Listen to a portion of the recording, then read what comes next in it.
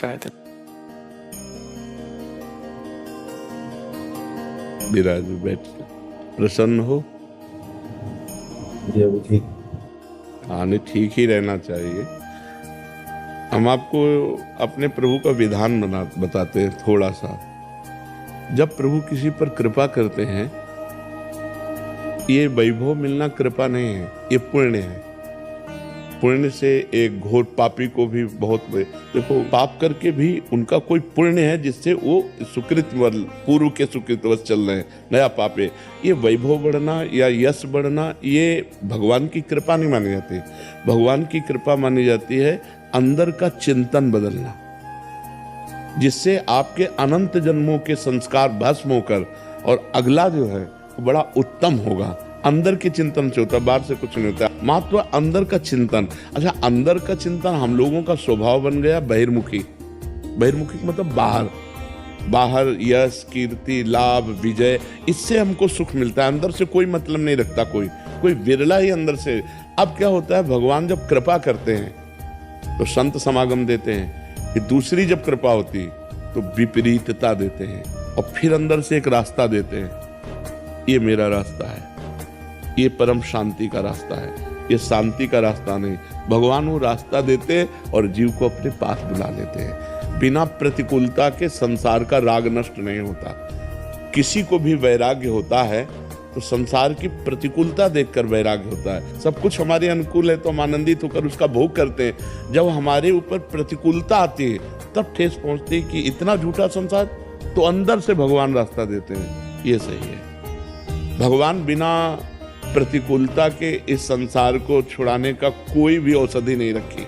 आज तक जितने बड़े महापुरुष हुए हैं, जिनका जीवन बदला है, उनको प्रतिकूलता का दर्शन करके बदला है। तो कभी प्रतिकूलता आए उस समय आनंदित हो कि मेरे ऊपर अब भगवान की कृपा हो रही है, कि मुझे सतमार्ग में चलने की प्रेरणा मिल रही है। अगर सतमार्ग छूटा हो, ये सब तो एक सेकंड के लिए आप विचार कीजिए।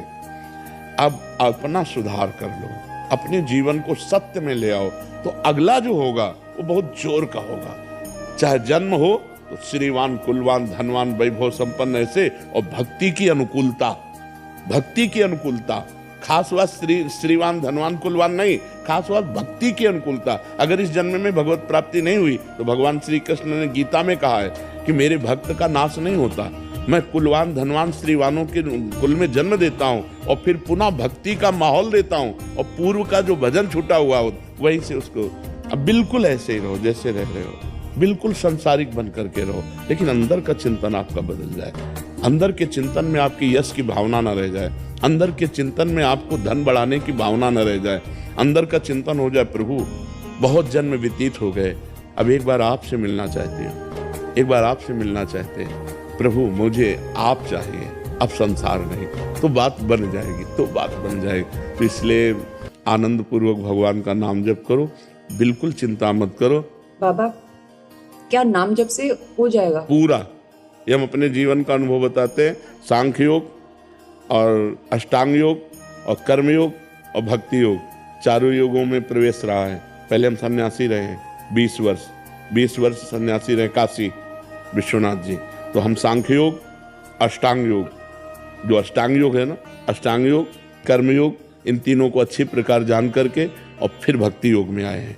स्वयं भगवान शंकर से बढ़कर कोई ज्ञानी तो नहीं ना, सनकादि से बढ़कर कोई ज्ञानी नहीं। वो हरिश शरणम सनकादि हर समय जपते रहते हैं। भगवान शिव राम राम राम राम राम राम जपते रहते हैं। हम वृंदावनवासी प्रिया प्रीतम के उपासी, तो जो राम में राह है वही राह है, जो धा है ये रस देने वाली वस्तु है। तो हम राधा राधा राधा राधा, मतलब आप ये समझो कि हमारी इतनी तार्किक बुद्धि रही, हमारी श्रद्धालु बुद्धि नहीं रही। सन्यासी की जो बुद्धि होती है वो तर्क प्रधान होती, कसौटी पर कसने पर। तो हम केवल भावुकता में राधा राधा का प्रचार नहीं कह रहे कि हमने सुना और ऐसे ग्रंथों में पढ़ा, ऐसे कह रहे, स्वयं स्वाद लेके कह रहे और विश्वास के साथ कह रहे कि यदि आप राधा राधा जपते हो तो इसी जन्म में भगवत प्राप्ति हो जाएगी, इसी जन्म में। जैसे किसी से कहा जाए कि तुम सत्य बोलो, मंदिर में चढ़ के बोलो, तो हम मंदिर में नहीं, हम वृंदावन में बैठे हैं। करोड़ों मंदिर इसकी समानता नहीं कर सकते, भगवान का परम धाम है।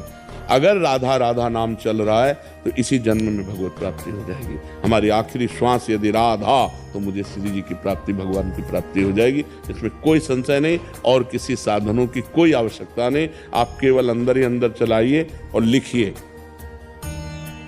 देखो, हम जो कह रहे हैं उसको समझो।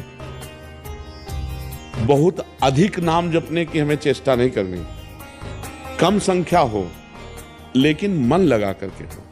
जैसे हम, अब देखो, आप लिखो राधा, अपने दिमाग में लिखो, खुले नेत्र लिखो, या बाहर देखो, दिखाई दे रहा है राधा लिखा हुआ, वही कान में सुनो राधा, वही अंदर उठाओ राधा।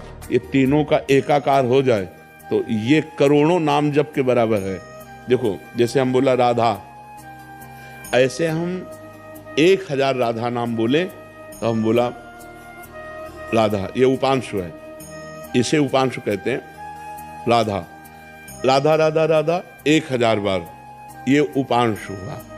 अब ये ऐसे उपांशु हम 10,000 बार जप करें, अंदर देखते हुए बोले राधा, उपांशु 10,000 बार नाम जप करने का फल एक बार मानसिक में है। इतना बड़ा फल है ये। ऐसे राधा राधा राधा चल रहा है, नेत्रों से हम उसे देख रहे हैं, कानों से उसे सुन रहे हैं। आप देखना कि अगर मन भगेगा तो आप लिख नहीं पाओगे राधा नाम, अगर लिख रहे हो तो मन भगेगा नहीं। तो चाहे 10 बार लिखो, 100 बार लिखो, लेकिन एक अभ्यास बनाओ ऐसा कि कुछ समय शांति से स्नान आदि करके बैठ गए और राधा राधा लिख रहे हैं, उसी का चिंतन कर रहे हैं। इसे अपना जीवन बना लो, फिर आप परिणाम में खुद देख लेना। कोई घाटे का सौदा तो है नहीं, ठीक है। ये सखी को दे दे, ठाकुर शिव जी की है।